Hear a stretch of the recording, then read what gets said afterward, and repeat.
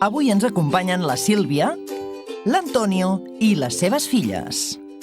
La Maria, de 12 anys, la Itziar, de 14, i la Inés, de 17.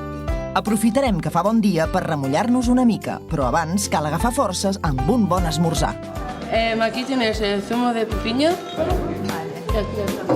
Gràcies. Un alberg com aquest és una bona opció per passar la nit per poc preu i començar el dia ben descansats. L'Inaut està situat al bell mig de Collserola i ofereix quasi 200 llits en habitacions compartides. Nosaltres ja marxem, que la platja ens espera. Coneixeu el pàdel surf?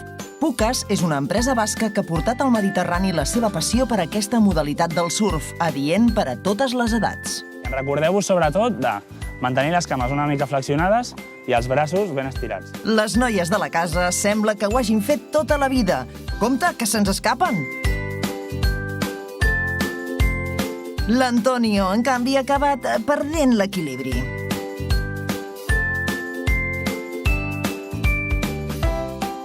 Bueno, chicas, un aplauso para la escuela. Però no el sentit de l'humor. Un viatge en metro després, arribem a la Pedrera, un dels edificis més emblemàtics de Gaudí.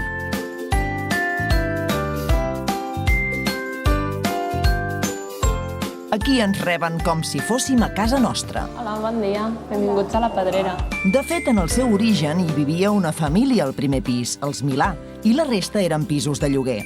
Us imagineu viure aquí? Doncs encara hi ha 4 habitatges on viu gent. El terrat de la Pedrera té unes vistes privilegiades. Sembla que l'Antonio ha albirat un bon lloc per dinar. Parada tècnica per agafar forces a tocar de la sorra. Ideal per acabar un matí tan complet amb un bon arròs al punt.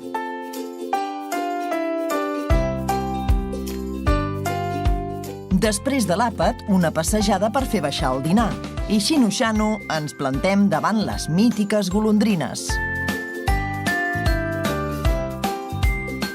De ben segur que en els seus inicis el paisatge des d'aquests vaixells que recorren el port de Barcelona era ben diferent. I del mar a la muntanya.